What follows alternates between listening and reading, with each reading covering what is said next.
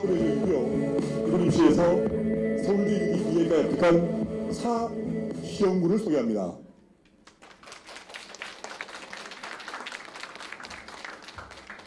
해강고를 졸업하고 부산대 이해과에 합격한 김동건군을 소개합니다.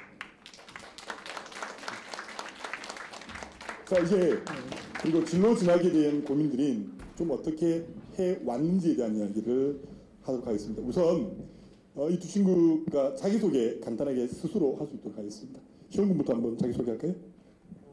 네, 안녕하십니까. 저는 부흥초등학교, 부흥중학교, 해운대 고등학교를 나와서 이번에 서울대학교 의예과에 합격한 차희영이라고 합니다. 반갑습니다. 안녕하십니까. 저는 해강초, 해강중, 해강고를 졸업하고 부산대 의예과에 합격한 김동건이라고 합니다. 감사합니다. 잘생겼습니까? 공부를 잘하면 잘생겨 보입니다. 제가 볼 때 객관적으로 아주 특별히 잘생긴 것 같지는 않고요. 어머님들께도 질문할 수 있는 기회를 좀 드리도록 하겠습니다. 먼저 아까 말씀드린 대로 생활학습 그리고 진로 진학에 대한 질문을 할 텐데 우리 두 분 원장님이 위 원장이 고교 때 생활이 제일 후졌을 것 같다. 그래서 생활 관련된 이야기는 위 원장이 먼저 하시오 해서 저 실제로 고등학교를 좀 중퇴를 했어요. 검정고시를 치고 아주 우울한 시기를 지냈었습니다. 그래서 우울한 질문들 전담을 하겠습니다. 저 좀 앉겠습니다. 혹시 올해 중2 자녀를 두는 어머님들 있나요? 한번 손 들어보시겠어요? 예. 고생하셨습니다. 그리고 고맙습니다. 어머님들 때문에 전쟁이 안 일어난 거라면서요. 고맙습니다. 올해 중3 어머니 계신가요? 고생 많이 하십니다. 제 어머니께 발 옆에서 엄마 사랑해라고 한 말씀. 너 때문에 고생하셨으니까. 지금 현재 중1 학생. 어쩌죠? 물어보겠습니다. 우리 시영군과 동건군부터 대답해 줄래요? 중2병 겪었나요? 그런 중2병 같은 건 전혀 없었던 것 같습니다. 이런 말 하면 안 되는데 중2병 같으니까. 우리 보통 이럴 때 밥맛이다는 말씀. 중2병 없었나요? 네, 그런. 왜 남들 다 겪는 중2병을 우리 동건군은 겪지 않았을까요? 아니요, 오히려 중2 때 좀 애들이 좀 별나지는 건 사실이긴 한데 중2병 같은 거는 딱히 크게 없었던 것 같습니다. 주의다. 시영군 어때요? 저도 별로 없었던 것 같은데 이게 중학교 2학년이라서 이렇게 자연스럽게 나타나는 현상이 아닐까. 딱히 병이라고 부르기에는 좀 너무한 게 아닌가 그런 생각이 듭니다. 너무하답니다. 그런데 실제로 교육학자들이 논문에 이 중학생들의 이 신드롬을 달리 표현할 필요 없어서 그 논문에 실제로 중2병이라는 용어를 썼다고 합니다. 그래서 그만큼 좀 다르게 어렵죠. 그래서 중학생들의 특징이 두 가지랍니다. 회피하거나 싸우거나. 무슨 말이 나오면 엄마가 무슨 말을 하면 아빠가 무슨 말을 하면 무조건 싸우고 아니면 도망가거나. 이 친구는 그런 게 없다니 다행입니다. 처음부터 아주 중요한 이야기를 좀 할 건데요. 시험 당일날 컨디션 관리를 어떻게 했는지 또는 내신 시험 때랑 모의고사 시험 때랑 다를 수가 있거든요. 그래서 우리 동건군 특히 시험 기간에 수면 관리 어떻게 했는지 동건군 이야기 해주실래요? 내신 시험 기간에는 약간 암기적인 부분을 많이 하면 그 전까지 한 새벽 3, 4시까지 하면 등급 한 개 차이가 진짜 대학을 결정할 수 있으니까 그게 바뀔 수 있으니까 내신은 컨디션보다는 늦게까지 하는 게 중요하다고 생각하고요. 모의고사는 전 무조건 보통 제가 잠이 많아서 한 7시간 잤는데 모의고사 전날 딱 특히 평가원 모의고사 전날은 진짜 많이 자도 10시간까지는 안 잤고 한 8시간, 9시간, 한두 시간 평소 자는 것보다 더 자면 그냥 모의고사는 이때까지 공부해온 쌓아온 것들이기 때문에 내신이랑 좀 잠을 다르게 자야 되는 게 진짜 확실히 맞다고 생각합니다. 아니 근데 엄마가 8시간 자고 있어도 9시간 자고 있어도 중요한 건 엄마가 가만히 있는 거야. 야 임마! 시험인데 벌써 자! 네. 저희 어머니께서도 저희 어머니께서는 그래도 약간 저를 좀 놔두신 편이시라 그냥 제가 그냥 알아서 잤습니다. 우리 이쯤 되면 우리 학생들은 박수 한번 쳐줘야죠. 박수 한번 쳐줘야죠. 더 잘 수 있게 된 겁니다. 시험군은 어떻게 했나요? 시험 뭐 수면뿐만이 아니라 컨디션 관리를 어떻게 해야 하는지 궁금한데. 일단은 시험을 치기 전에 그 공부를 지금 더 하는 게 중요한지 아닌지를 판단하는 게 중요한데요. 그러니까 아까 말했듯이 내신 시험 같은 거는 한자라도 더 봐야 그 다음날 기억이 잘 나니까 어떻게 보면 늦게까지 공부하는 게 더 도움이 되지만 모의고사 같은 경우에는 지금 전날 본다고 해서 성적이 오르기보다는 이렇게 당일날 컨디션을 좋게 만들어서 머리가 이렇게 잘 돌아가게 그런 정상 상태에서 치는 게 중요하기 때문에 모의고사는 전날 일찍 자는 게 좋고 그다음에 고3이 이제 앞으로 되면은 이게 자기가 원하지 않게 어쩔 수 없이 체력이 점점 저하가 됩니다. 그러니까 저 같은 경우에는 이렇게 중학교 때부터 계속 새벽 2시에 잤는데 똑같이 새벽 2시에 자도 고3 때 일어나는 거 고2 때 일어나는 게 다 컨디션이 달라서 어쩔 수 없이 이제 비타민제라든지 그런 것도 먹고 그리고 고3 때는 여름방학 이후로는 수면 시간을 조금씩 늘려서 수능 치기 한 달 전에는 12시 정도에 계속 잤습니다. 네, 둘 다 내신 때 거의 뭐 2-3시 뭐 거의 잠을 많이 안 자고 한자도 더 보면 그 다음날 기억이 난다고 그랬는데요. 그 수학 같은 경우는 그 다음에 내신 시험 칠 때 잠을 좀 안 자면 오히려 좀 역효과가 있지 않을까? 예, 그래서 수학은 암기 과목이 아니라 약간 사고를 중요시 하니까 수학은 일찍 자야 되죠. 그래서 내신 중에서도 수학은 일찍 잤습니다. 동건이는 어때?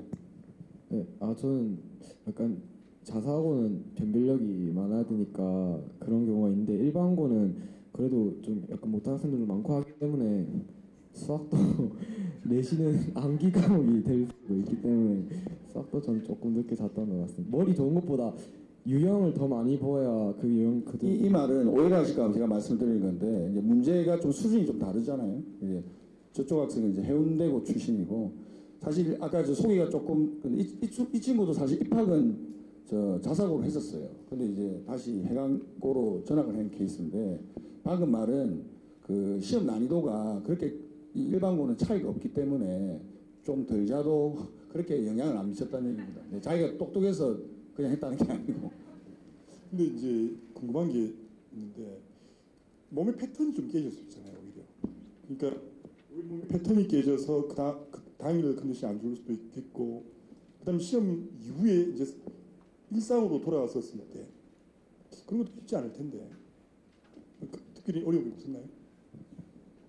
사람의 그 정신력이란 게 진짜 내 대학이다, 내 인생이다 이쯤에 이 생각하면 우리 그 후배들은 우우 한번 해주셔야 돼요. 진짜 그런 생각하면 근데 평소에는 평소 이제 1시간씩 자면 진짜 피곤하지만 딱 하루만 1시간 하루는 아니지 한 4일 동안 한 진짜 제가 그러니까 내신을 긴급히 준비할 때가 있었는데 왜냐하면 3학년 때 4월 모의고사를 치고 4월 그때 모의고사까지 공부하다가 그 다음에 4월 말에 내신인데 그러면 기간이 2주밖에 없어요. 그럼 진짜 촉박하기 때문에 그 전날 그때가 제가 제일 최고로 성적 잘 받았을 때인데 전에는 그래도 2시간은 잤는데 그때 다 5시, 6시에 잤는데 오히려 그게 더 많이 보다 보니까 더 좋은 중요한 건? 성적이었던 것 중요한 건 체력이 아니라 그- 정신력이다. 그래요. 네. 잘났습니다. 또 이제 어머님들이 앉아 계시니까 궁금한 게 내 아이가 그 입시라는 아주 기나긴 그 마라톤을 해놨는데 어떻게 건강 관리를 하는 게 어떻게 해주는 게 어떻게 도우는 게 좋을까라는 고민도 참 많으실 텐데 우리 두 친구는 뭐 건강 관리 위해서 특별히 했던 운동 아니면 또 특별히 엄마가 해주신 보약, 뭐 먹었던 약 구체적으로 밝혀주셔도 괜찮거든요. 시험부터 한번 일단 적으셔야 됩니다. 뭐 구체적인 이름이 중요한 건 아니고 이제 다 먹잖아요. 비타민제 같은 거는 고3 때. 뭐 어떤 친구는 먹어서 도움이 된다는 친구도 있는 것 같은데 저는 사실 도움을 잘 못 느꼈고요. 그래도 뭐 심리적으로 엄마가 먹으라고 하니까 계속 먹었고 운동 같은 거를 이제 많이 들으셨을 텐데 운동을 열심히 하고 해서 축구라든지 이런 거를 주기적으로 해서 이제 고3 때 체력을 대비한다는 명분으로 애들이 조금 운동을 하는데 그런 것보다는 이제 저 같은 경우에 학원 갈 때 버스 같은 거 안 타고 20분씩 30분씩 계속 걸어갔다가 오고 우리 엄마들이 박수 한번 시작했습니다. 이렇게 생활적으로 운동을 했고 이렇게 체력 관리를 위한 운동을 하진 않았습니다. 저는 그 보약 안 먹을 때랑 먹을 때랑 저는 이제 엄마 보고 처음에 차이가 컸어요. 저 엄마 보고 아이언 안 먹어도 아무 상관없다 했더니 안 먹으니까 진짜 학교에서 내 잠만 잤거든요. 전 처음엔 정관장 찍으십시오.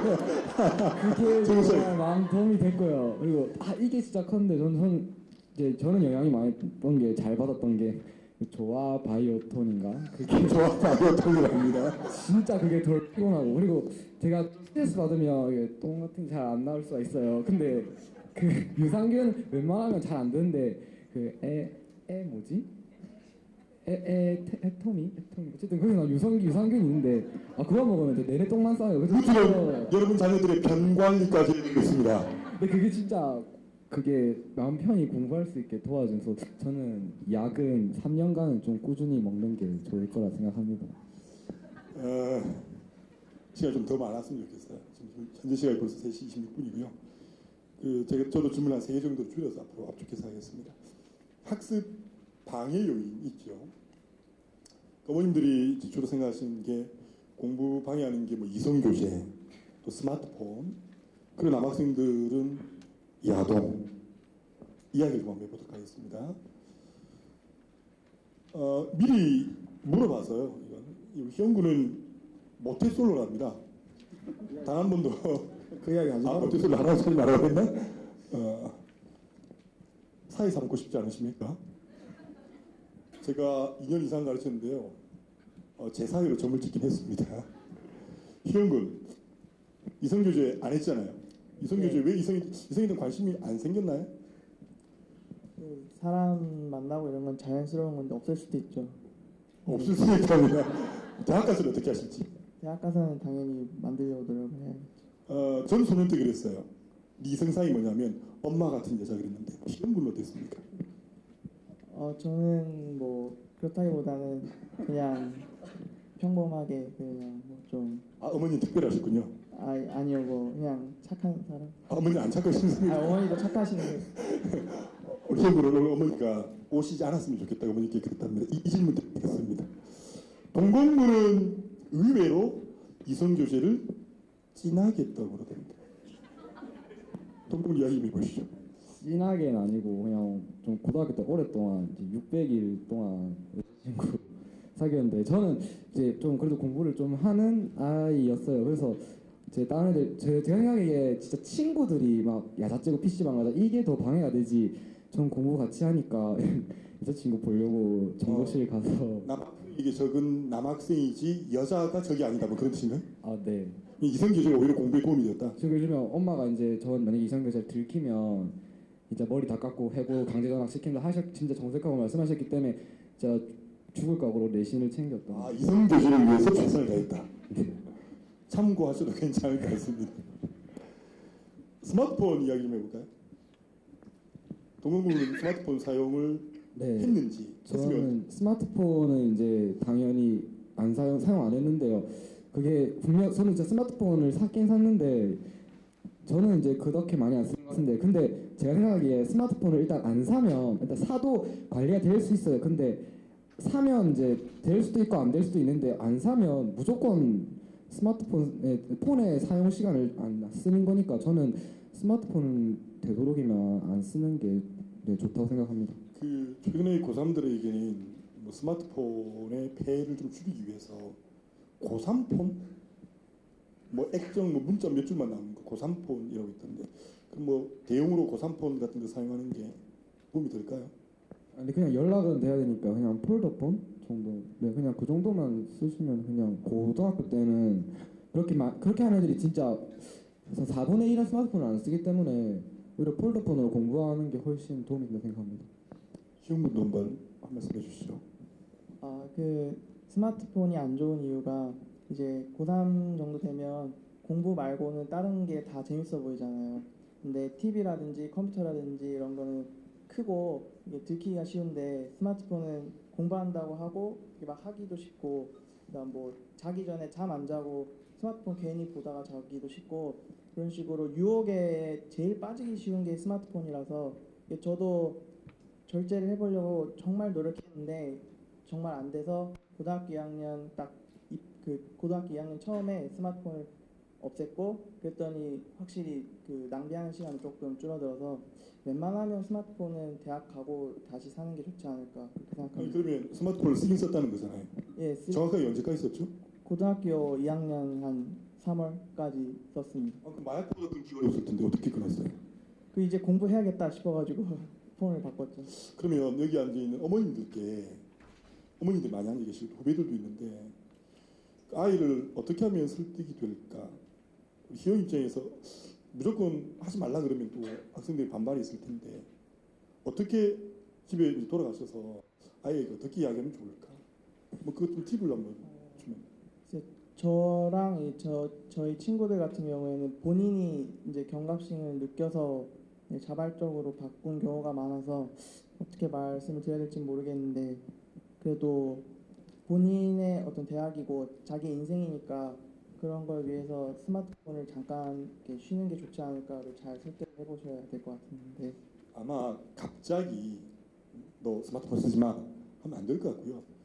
그 계획을 좀 짜셔야 될 것 같아요. 계획을 난 한 3개월에 걸쳐 스마트폰을 쓰지 않게 하겠다. 제 아이는 지금 5학년 4학년입니다. 제 아이의 교실 친구들도 모두 스마트폰을 갖고 있대요. 저는 두 친구 모두 사주지 않았습니다. 공이 이야기를 했습니다. 나는 고등학교 졸업할 때까지도 스마트폰을 사주지 않겠다고. 그러니까 아주 어려서부터 저는 어려서 아이와의 싸움에서 이긴 것 같습니다. 사달라고 할 때 그때부터 설득을 했죠. 그래서 저희 집 아들은 콜라도 안 마십니다. 입에 대본 적도 없습니다. 왜? 몸에 안 좋다고 생각해서. 몸에 안 좋다는 이야기를 워낙에 어려서부터 해서. 그래서 실제로 지금도 사달라는 소리는 하지 않는 편이어서 오랜 시간을 두고 이야기하시고 설득하는 것이 중요하지 갑자기 하지 마라 하면 오히려 반발심만 좀 키우지 않을까 싶네요. 손진식 선생님 아직 계십니까? 가셨나요? 선생님 야동 언제까지 보셨나요? 고개를 돌리시네요. 지금부터. 자, 이거. 저희가 야동 이야기를 좀 하면서 이동수 원장이랑 또 이야기를 했는데, 이거 보는 걸 어떻게 하겠느냐. 혹시 어머님들 중에, 야동 보는 거 혹시 잡으신 적 있습니까? 야동 보고 있는 그 장면을 습격하신 적 없으신가요? 있는데 혹시 없으십니까? 그럼 그 주변에서 야동을 보던 아들, 야동을 보는 다른 친구 골라야 할 것 같은데 혹시 그 장면을 봤다. 좀 난처했다. 혹시 그런 얘기 들어보신 적 있습니까? 교육 관심이 많으신 어머님들이셔서 자녀분들도 야동 동공군 야동 네? 언제까지 봤죠? 아니 이것도 봅시다. 야동을 처음 본 건 언제였나요? 중학교 1학년 때. 중학교 1학년 때 아마 초등학교 4학년 정도부터 시작한 것 같습니다. 중1이라고 한 거 보니까 언제까지 봤죠? 어제? 네? 그건 언제까지 그냥 쭉. 중이라고요. 흔히 이 친구들은 무슨 야동을 보겠느냐. 아까 동공군 이성교조도 600일 동안 했다잖아요. 이 친구는 이성교조도 했고 쭉 과거형으로 끝날지 미래형이 될지 모르겠습니다만 쭉 보았단 말입니다. 공부에 방해 안 됐나요? 아니요, 저는 공부에 방해 안 됐답니다. 그냥 볼 때만. 앞을 보고 솔직하게 말씀해 주세요. 공부할 때는 볼 때만 생각났습니다. 볼 때만 생각났다. 안 들키면 된다. 안 들키면 되죠. 우리 희영군이 지금 계속해서 교과서적인 답을 했었거든요. 희영군 야동 봤을까요? 제가 봤는지 안 봤는지는 말씀드릴 수 없지만 제가 아는 모든 사람들은 봤습니다. 이 말은 자기 자신 자기 설득을 하니까 내가 제일 많이 봤다는 뜻도 될 수 있겠습니다.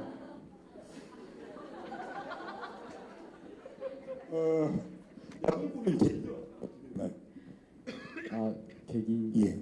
찾아서 본 건 아닐 텐데. 친구들이랑 할 거 없으니까.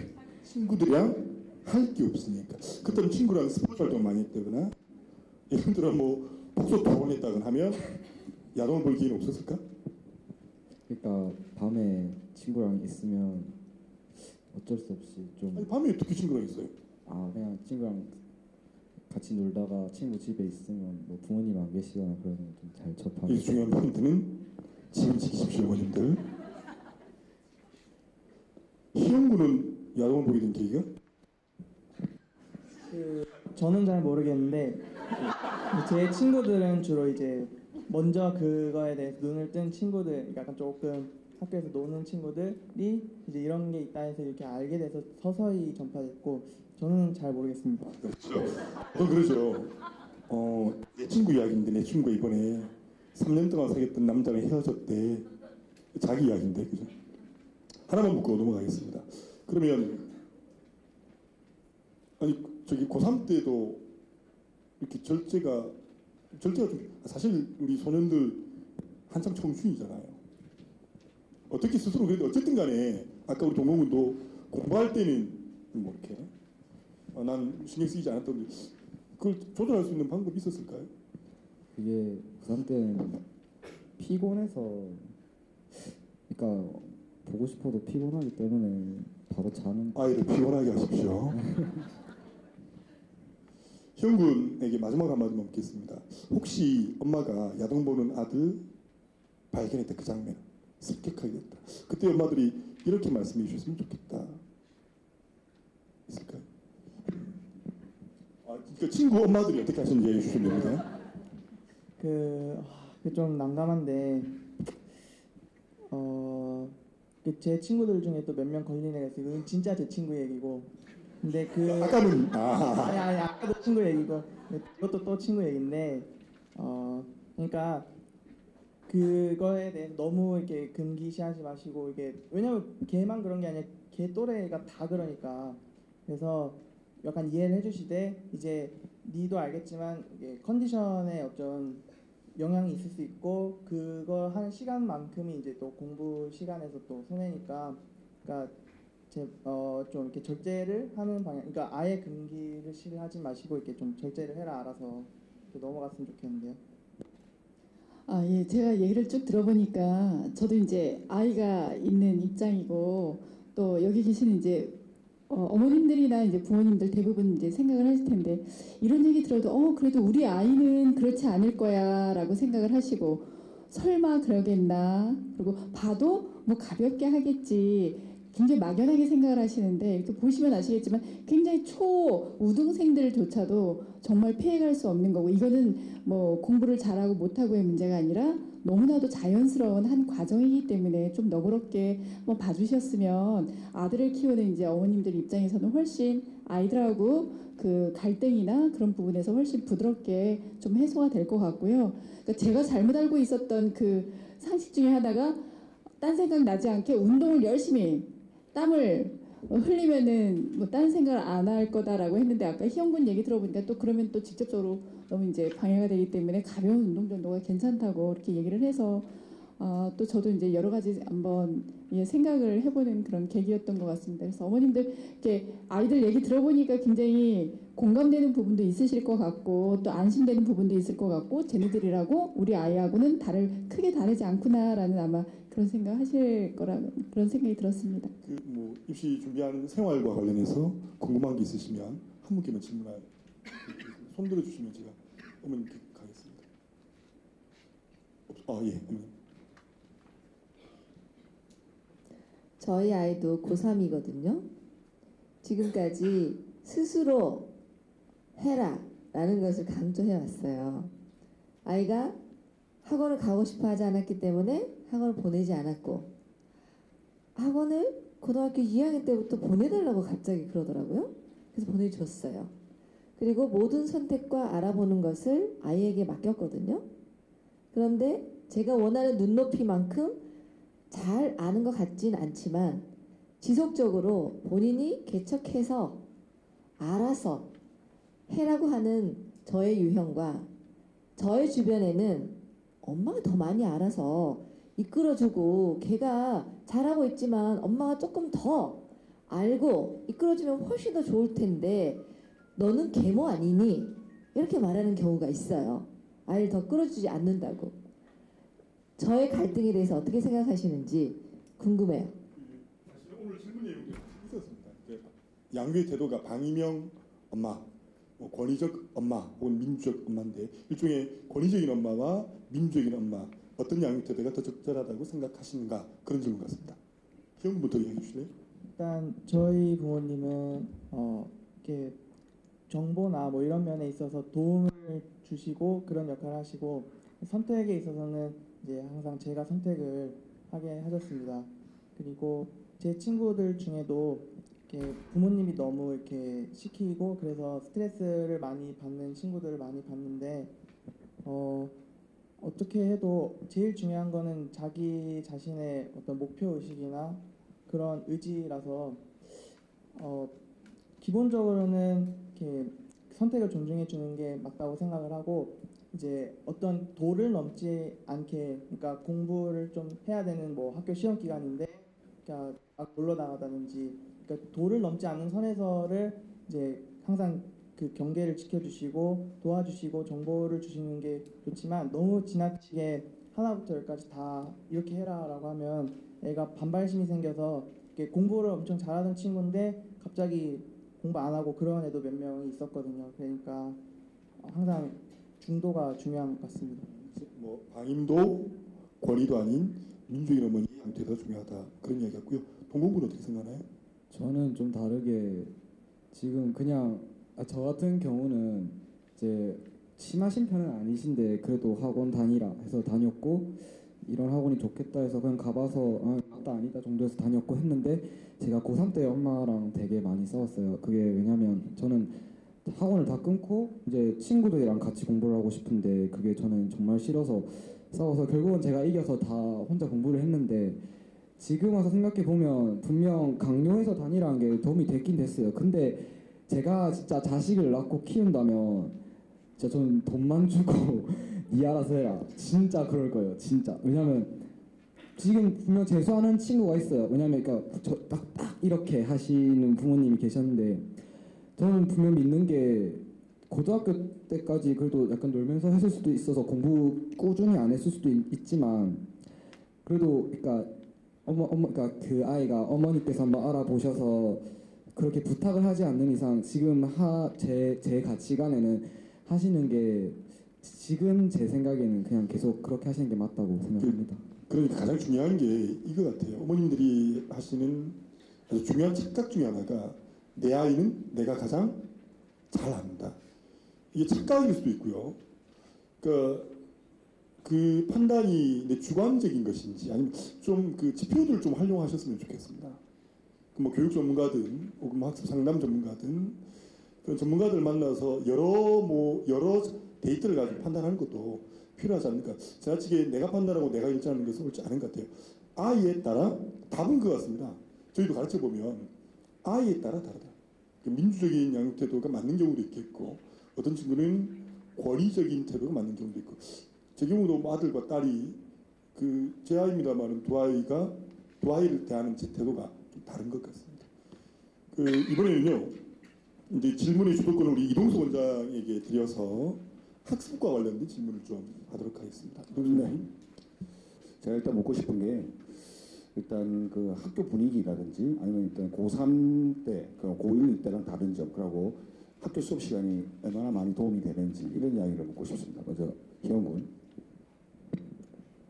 일단 해운대고가 자사고이기 때문에 어느 정도 친구들이 다 공부에 의지가 있는 애들이 많아서 학교 뭐 시험 기간이라든지 아니면 모의고사 전이라든지 할 때 자기가 평소에 공부를 이렇게 많이 안 해도 이렇게 저절로 분위기에 휩쓸려서 같이 공부하고 자시간 공부하는 애들이 확실히 일반고보다는 좀 많은 것 같습니다. 그리고 학교 수업 시간 같은 경우에도 그래도 선생님들이 저희들을 생각해서 많이 편성을 하셔서 고등학교 2학년 정도까지는 수업이 그래도 많이 도움이 됐고 이제 고3부터는 아무래도 이제 자기 공부를 해야 될 시기니까 그때는 자습이 좀 더 도움이 됐던 것 같습니다.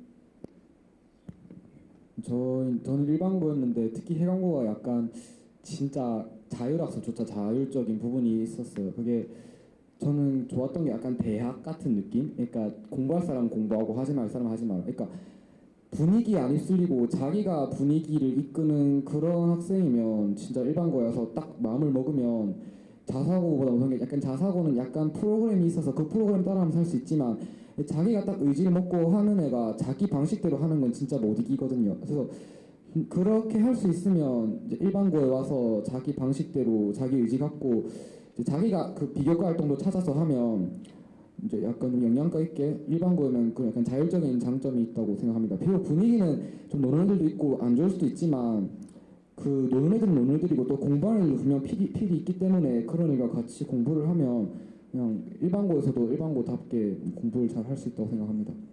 그 일반고에 그 정독실이라는 게 있잖아. 그게 보통 한 전교 등수 따라서 몇 등 정도 들어가고 그 정독실 분위기는 또 어때?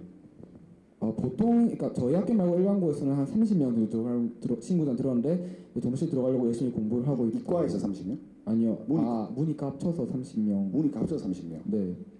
그렇게 알고 있고요. 그리고 저희 학교는 공부 잘하는 애들이 정독실을 안 쓰고 오히려 그냥 반에서 하면서 저도 반에서 했는데 왜냐하면 자율학습도 그렇게 많이 안 하기 때문에 그냥 반에서 조용히 무슨 친구들한테 친구들이 물으면 이제 대답해주고 그냥 도움 주고 자기 공부할 거 하고 해서 좀 반이 더 편했고 해서 저는 반에서 했던 것 같습니다. 궁금한 게 뭐냐면 이제 우리 동호군이 그렇게요. 특목고나 자사고 때문에 사실 일반계 인구가 죽었다 이런 얘기 많이 하거든요. 그러니까 고3 교실 분위기, 학기 초 6월 모의평가 끝나고 9월 모의평가 끝난 분위기가 좀 어떻게 달라요? 한 예를 들어서 6월 모의평가 끝나고 나면 몇 프로 정도가 포기하는 것 같다. 9월이 끝나고 나면 모평이 끝나고 나면 몇 프로 정도 포기해서 교실 분위기 이렇다. 구체적으로 말씀해 주실 수 있을까요? 이게 딱 고1 때는 약간 분위기가 힘센 사람이 짱 이런 분위기가 있어요. 일반고는 어쩔 수 없이. 근데 자 고2, 고3 특히 고3 때는 무조건 진짜 어느 진짜 이상한 고등학교도 고3 때는 공부하는 사람이 짱이에요. 공부하는 애가 조용히 하라면 조용히 해야 돼요. 왜냐면 걔 인생이니까. 왜냐면 진짜 저는 그래서 고3 때 제가 짱이었어요 반에서. 내가 조용히 하라면 아무 말도 못해요. 왜냐면 고3 때는 공부해야 되니까. 그래서 분위기가 만약에 자기가 공부하는 학생이면 고3 때에서 조용히 하면 일반고는 보통 다 조용히 하기 때문에 특히 고3 때는 분위기는 괜찮았던 것 지금 같아요. 동호군 자습 분위기 말하는 건데 수업 분위기, 선생님이 수업 오셨을 때 수업에 대한 집중도 자사고보다는 떨어지긴 하지만 그리고 분명 자사고랑 일반고 이제 선생님 가르치시는 방식도 약간 자사고는 최상위권에 맞춰서 하고 여기는 딱 중위권에 맞춰서 하니까 그게 약간 자기한테 필요한 부분은 듣고 저도 그냥 내한테 좀 들어야 될 부분 듣고 안 될 부분에 대해서는 자습했는데 그때 선생님이랑 갈등도 좀 있긴 했는데 그래도 일반고에 오면 수업 분위기는 솔직히 그렇게 몇몇 잘 가르친다 아니면 카리스마 있으신 분 아니시면 좋지는 않을 경우도 있어요. 근데 그 좋지 않을 경우에서 자기도 그때 좋지 않은 그 분위기 따라 우왕좌왕하지 말고 그 분위기면 이 분위기면 수업도 못 듣는다. 그럼 난 자습 이렇게 약간 분위기 따라 약간 자기 융통성 있게 행동하는 게 일반고에서 필요한 거예요. 그러니까 아주 어려운 문제들 있잖아요. 아주 고난도 문제들은 일반 교실에서 다루기 어렵잖아요. 그러면 동공 입장에서는 초고난도의 문제를 풀고 싶은데 교실에서 그것이 이루어지지 않았을 때 그 문제는 선생님 도움을 받지 않고도 충분히 해내고 해낼 수 있는 문제였을 경우 또 반대로 아주 어려운 문제의 설명을 듣고 싶다.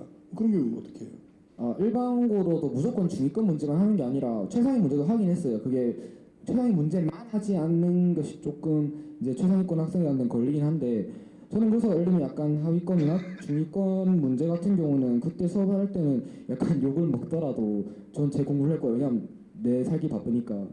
근데 이제 상위권이나 최상위권 문제를 내면 그거는 약간 상위권 중에 쉬운 문제라도 좀 틀릴 수 있으니까 상위권 수업을 할 때는 그 수업은 듣고 약간 솔직히 말하면 선생님들 입장에서는 저를 되게 나쁘게 약간 선택적으로 수업 듣는다 하실 수 있는데 저는 제 나름 그게 최선의 방법이었다고 생각하고 별로 후회하지도 않고 그렇게 잘했다고 생각합니다. 그럼 만약에 다시 선택의 기회가 주어져도 나는 일반고 간다. 네, 저는 그래도 좀 자유로운 게 좋아서 일반고에 친구는 아주 짧은 시기긴 하지만 자사고도 경험을 했기 때문에 지금 중1 이 어머니들은 그 선택하실 때 지금 시영이 말하는 거랑 동근이 말하는 걸 잘 참고하셔서 일반고, 뭐 특목고 그거를 좀 도움을 받으셨으면 하는 생각입니다. 그리고 제가 한 가지 이제 궁금한 게 이제 초 엘리트의 학생들은 언제부터 몇 학년부터 초등학교 고학년 내지는 중학교 몇 학년부터 집중적으로 이제 학습 분위기에 접어들었는지 했으면 뭐 국어는 몇 학년 때 어느 정도부터 그러니까 수능 체제로 돌입을 했다 그러죠. 뭐 특목 대비 체제, 또 수학은 뭐 고등학교 들어가기 전까지 어느 정도까지는 그래도 나는 이 공부를 했다. 고등학교 들어가기 전까지 난 영어는 그래도 어느 정도까지 했더니 지금 이런 결과가 나왔다라는 게 아마 여기 앉아 계신 분들이 가장 많이 궁금해하실 내용인 것 같아요. 희영구부터.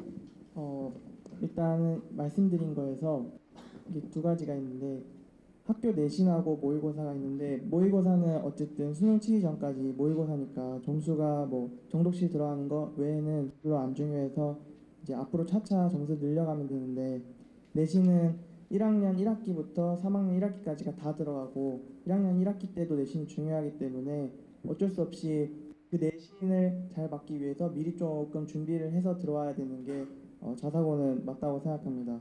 그래서 일단은 자사고는 일반고랑 다르게 수학 진도는 되게 빨리 나가는 성격이라서 일반고에서 1년 동안 배우는 거를 자사고에서는 한 학기에 나가서 저 같은 경우에 수학은 이제 들어오기 전에 지금 교육과정이 좀 바뀌었는데 저 때는 수원, 수투, 적통, 기백, 그다음에 10가나 이렇게 있었는데 수2까지 저는 하고 이제 입학을 했고 영어 같은 경우에는 중학교 3학년 때부터 수능 지문을 그래도 좀 공부를 하고 그 전까지 영어 문법이나 단어 같은 거는 어느 정도 마스터를 한 다음에 들어갔고 국어는 제가 원래 국어를 별로 이렇게 잘하지도 않고 해서 중학교 3학년 겨울방학 때부터 국어 수능 공부를 시작했습니다. 같은 학원을 다녔었는데 저도 한 수투까지 나갔는데 이제 그 학원에서는 이제 10가나를 계속 돌리고 수원 수투도 좀 돌리긴 했는데 솔직히 고등학교 때 수원 수투를 다시 접했을 때 기억이 아예 안 났어요. 근데 제일 진짜 도움이 됐던 건 고등학교 1학년 과정을 진짜 수없이 돌렸는데 그거는 왜냐면 이제 고2, 고3 과정이 고1 게 바탕이 되기 때문에 고1을 진짜 많이 했던 건 많이 도움이 됐다고 생각합니다. 그래서 오히려 중학교 때는 너무 빼기보다는 한계를 확실히 잡고 그게 가는 게 중요하다고 생각합니다. 그리고 영어는 보면 진짜 영어를 많이 공부해 놓으면 고등학교 때 편하긴 편해요. 제가 진짜 부러웠던 게 저는 영어 수능 공부 좀 하느라 바빴는데 보면 이제 유학을 갔다 오거나 아니면 영어 공부를 열심히 해서 테스트 점수를 따놓은 애들은 수능 공부를 거의 안 해도 한 개 이상 안 틀려요.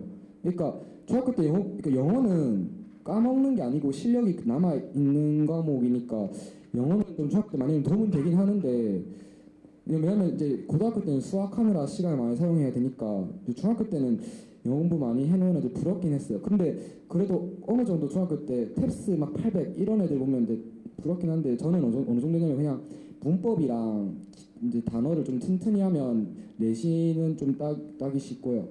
이제 뭐 리딩, 독해 능력이나 그런 것도 조금 해놨는데 그건 이제 고등학교 때 나름 열심히 공부했던 것 같습니다. 그리고 국어는 저도 중3 겨울방학 때부터 책을 많이 안 읽어서 그냥 문제 많이 풀고 그냥 그렇게 공부했던 것 같습니다.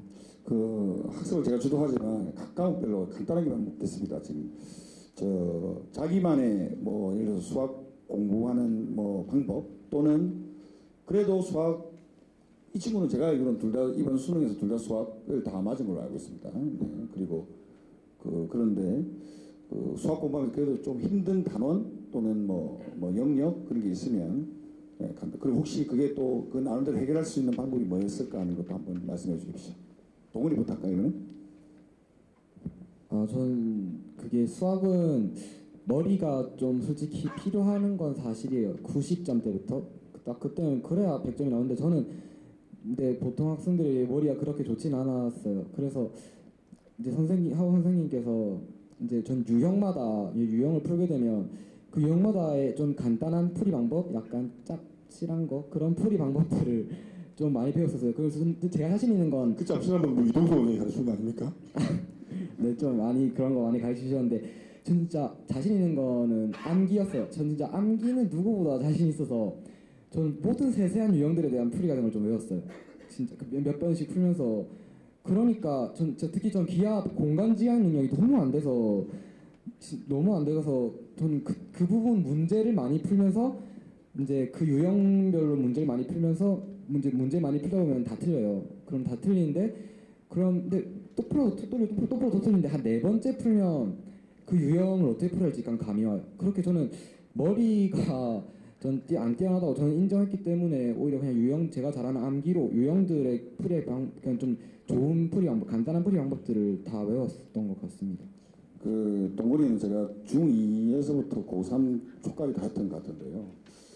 머리가 안 좋다는 거는 지 생각이고 머리는 좋았습니다. 머리가 좋았고 공간은 뭐 문과 학생들하고는 관련이 없는 이야기니까 그렇게 생각하시면 될 것 같고 이 친구 같은 경우는 뭐 잽실한? 저는 잽실하게 안 갖겠습니다. 잽실한 건 아니고 정확한 근거를 가지고 그러니까 쉽게 이야기하면 일일이 계산을 끝까지 안 해도 되는 거거든요. 그러니까 제 생각에는 수학은 30문제를 쳐야 됩니다. 수능에 30문제를 100분 동안 쳐야 되는데 그거를 끝까지 안 풀어도 되는 경우가 있어요, 사실. 근데 그거를 그러니까 다르게 이야기하면 그 100분 동안 치기 때문에 만점자가 정해져 있는 거거든요. 그걸 3시간, 4시간 치라고 그러면 만점자가 훨씬 더 많이 나올 겁니다. 그러니까 똑똑한 애들은 시간을 더 주면 그 문제는 풀 수 있다고. 그러니까 그 시간 안에 30문제를 풀어야 되기 때문에 수학 점수가 저는 어렵다고 생각하는 거고요. 이 친구는 그런 지표 내용 잽실한 방법으로 가르쳐주면 거의 자기가 가지고 있는 문제집에 그 문제를 다 찾아서 다 적용을 시켜봤던 걸로 기억을 합니다. 그게 중요한 것 같아요. 그게 말 그대로 일반화된 방법이 아니기 때문에 이해된 걸로 문제 적용은 안 되거든요. 그러니까 이 친구 같은 경우는 자기가 그걸 적용하고 너무 좋으니까 시간이 오래 안 걸리고 그러니까 그거를 적용을 시킨 것 같아요.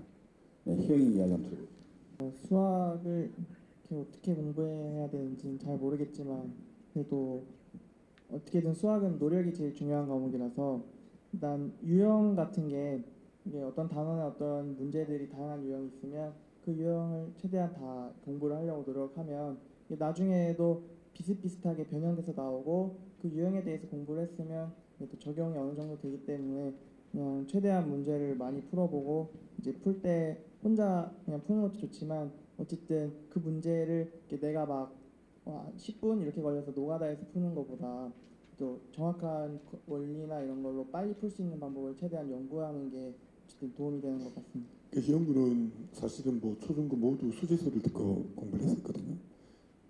그런데 솔직한 제 심정을 이야기하면 제가 가르친 친구들 중에 그 모의고사에서 전국 수석한 친구들 한 7명 정도 제가 가르쳐봤습니다. 아주 잘하는 친구들이겠죠. 그 친구들에 비하면 희영이 아주 뛰어난 머리를 갖고 있다. 저는 그렇게 생각 안 해봤어요. 우리 희영이 앞에 있으면 솔직히 말씀드리면. 근데 굉장히 지속적인 성실성이라는 단어 안에 포함되어 있겠습니다. 지속성 같아요.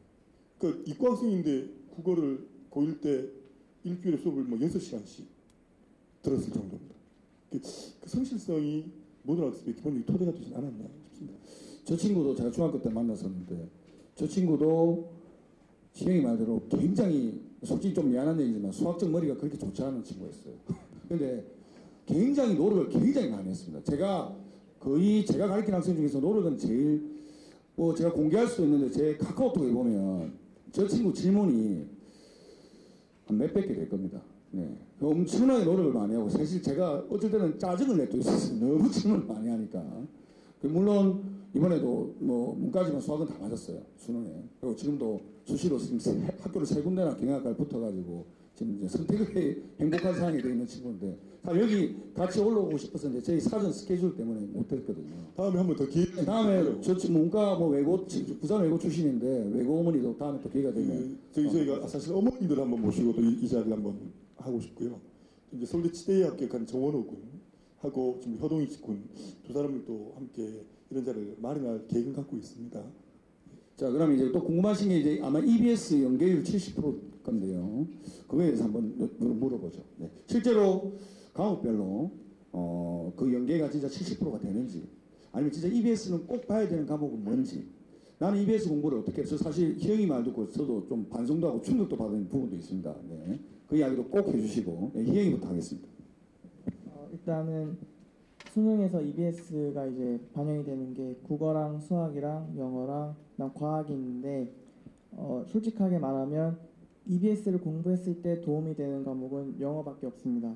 그러니까 영어는 지문을 그대로 수능에 가져가기 때문에 그 지문에 대해서 익숙하게 하면 그러니까 예를 들어서 해석을 빈틈없이 다 해놓으면 수능에서 그 지문을 봤을 때 그 지문만큼은 되게 빨리 넘어갈 수 있으니까 나중에 어려운 지문이 나오는 시간을 거기서 세이브를 해놓을 수가 있고, 그리고 혹시라도 그 지문 자체가 어려운 지문이면 제가 공부를 그때 수능에서 안 풀어도 이렇게 열심히 봐서 외워두면, 그러니까 외운 걸로도 풀 수가 있거든요, 내신처럼. 왜냐하면 그대로 나오니까. 근데 국어나 수학이나 과학 같은 경우는 그렇게 눈에 보일 정도로 연계가 되는 거는 없고, 하지만 EBS 책 자체가 어쨌든 평가원에서 검수를 한 책이라서, 그러니까 개념이라든지 설명이 잘 돼 있고 내용도 충실하고 문제도 좋아서 어쨌든 EBS 책을 공부하는 건 좋은데, 이렇게 열심히 분석해야 할 책은 영어 외에는 나머지는 분석까지는 할 필요 없고 그냥 문제만 보면 된다고 생각합니다. 아니 그럼에도 불구하고 우리 희용군은 EBS 교재를 과목별로 3권씩 써서 봤다면서요? 그건 저는 이제 이게 도움이 될 줄 알았는데 그렇게 해서 열심히 했는데 실제로 도움이 안 돼서 이제 얘기를 그렇게 하는 거예요. 실제로 체감하기에는 그러면 연계율이 한 어느 정도 된다고 보세요? 그러니까 저 같은 경우에는 3번씩 분석을 했으니까, 그러니까 본 지문은 다 바로 뭐가 나왔는지 다 느껴졌으니까 한 75% 정도 느꼈고, 이게 횟수를 많이 할수록 체감률이 높아갑니다. 그러니까 한 2번 정도 본 친구는 한 40% 느꼈을 거고, 한 번 본 친구는 한 20% 느꼈을 거고, 그런 식으로 많이 볼수록 영어는 도움이 됩니다. 이게 결국은 평가원에서 공식적으로 발표하는 체감률이 중요한 것이 아니라 그 실질 체감률은 내 학습량과 비례한다, 이렇게 이해하면 되겠습니까? 동문이. 저는 EBS 교재는 좋다는 거 동감하고, 또 저는 EBS 저 사실 한 번밖에 다 안 봤는데 근데 그래도 도움 됐던 건 이제 영어 제가 그래서 그렇게 EBS를 많이 안 봐서 그런지 체감률 많이 못 느꼈던 것도 사실이고, 수학은 진짜 없는 것 같고요. 다른 애들 말 들어봐도. 저는 좀 약간 국어는 비문학은 연계가 안 되는데 쓰기나, 전 문학이 좀 약해서 약간 EBS 문학 작품은 몇 개 나오니까 진짜 반가웠던 걸로 기억합니다. 나머지는 그냥 희영이가 하는 대로 하는 게 좀 맞다고 생각합니다. 그러니까 국어든 영어든 문제 같은 것이 아니라 좀 동물 말도 그렇거든요. 지문에 대한 익숙성. 네. 지문이 익숙하니까 시험에 심리적으로 안정도 되고 네. 아무래도 시간도 안배할 수 있었던 그런 뜻이군요. 네. 초등학교나 중학교 그 영재원 교육하는 거, 영재교육원에 그 아이들 또 준비하고 데뷔하는 거에 대해서 본인들의 경험이나 거기에 대한 후속 결과 내지는 뭐 영향에 대해서 어떻게 생각하시는지 간단하게. 일단 제가 어렸을 때는 영재원 열풍이 있던 때라서 저는 영재원에 꼭 가야겠다는 생각 없이 그냥 주위 애들 다 준비하니까 해서 초등학교 때는 시 영재교육원 가고 중학교 때는 해운대 구 영재교육원을 갔는데, 영재교육원에서 배우는 게 도움이 된다기보다는 영재교육원에서 하는 그 어떤 체험 활동 같은 게 도움이 됐습니다. 그러니까 어린 나이임에도 불구하고 이렇게 애들하고 5명, 6명 이렇게 팀을 모아서 그때부터 PPT 만들고 조사하고 발표 연습을 하고 이런 식으로 준비를 한 게 이게 앞으로 고등학교, 대학교 가서 계속 도움이 될 활동이기 때문에 그런 걸 미리 이렇게 직접 몸으로 느낀 거는 좋은 경험이었다고 생각합니다.